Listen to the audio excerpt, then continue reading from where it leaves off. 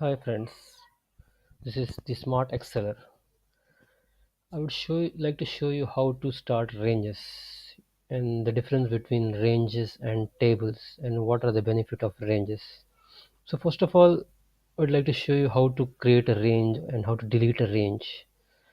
And it will be easy for if you have a range, when you are doing a VLOOKUP, when you're doing different sort of formulas, so you don't need to select the ranges each and every time. So there are different methods of creating ranges, and when you have come to know that there are ranges or tables, you can find over here, and this is a table. So when you create a range, it will be highlighted over here, and there are different sorts of creating ranges.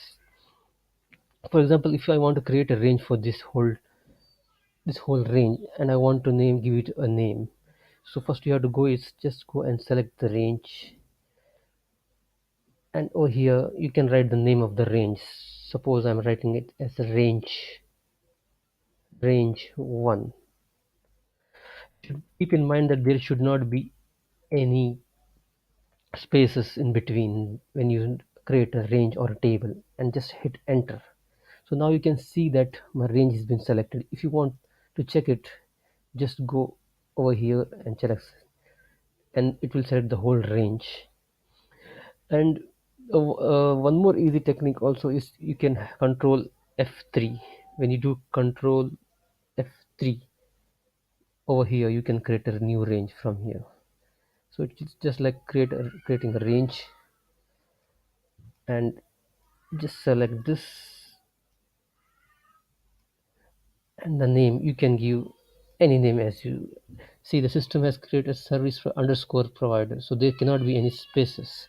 So if I want to write it is MRO, and it is done. So the range is created now. This is a table. These are the ranges.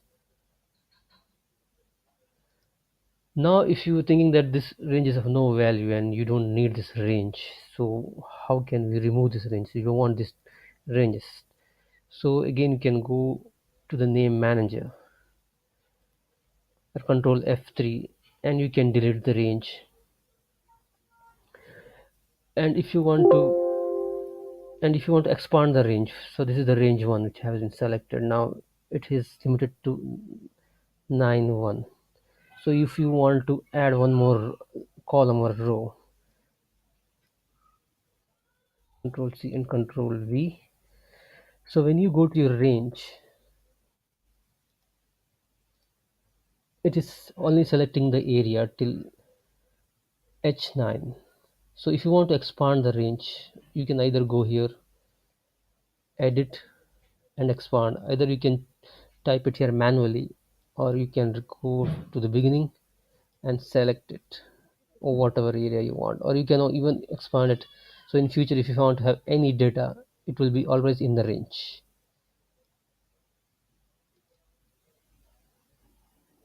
Okay, so when I select this range, it is already highlighted over here. And there are various other techniques. You can create it from here, define range, and so on. But if you want to create several columns, if you want all these columns as a range, each one as a different range, you don't want to do it manually. Select it, select this, and type so, and it's a lengthy process. So we can shorten that process, but for that you have to select the whole table and create from selection. So it's going to ask you from top row or the left column. So my headers are on the top row. So what I will be doing is unchecking this box, and from the top row I don't want mind the names, because I'm happy with the names which are already here. So I don't want to do it manually, or if you want to do it manually, it's also fine. So just do top rows. Now let's go and check the ranges. So it has created all the names, actual amount. Let me go here, actual amount, main category. So actually this is this data you can filter it as how you want.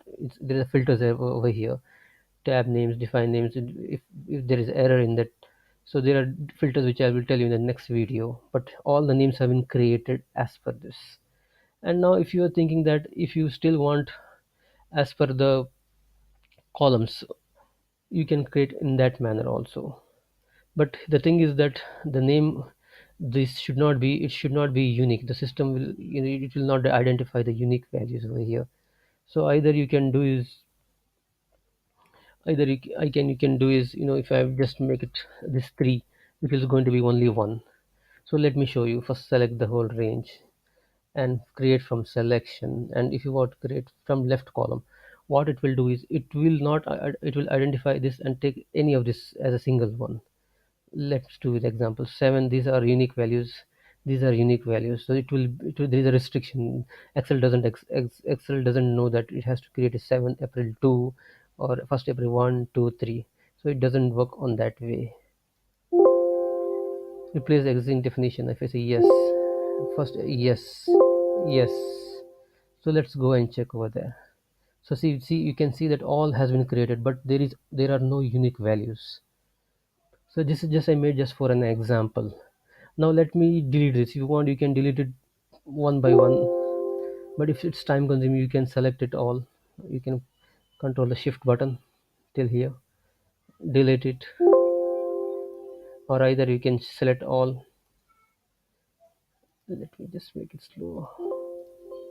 Okay, so I can select this and delete it. So this is the easy way to create ranges. And ranges are very useful when you're using complex formulas. You don't need to go and select the ranges again and again. So I hope you find this video helpful. If you have any queries, please put me in the comments section. I will be very happy to answer your queries. Thank you very much for watching this video, and if you like it, just hit the like button.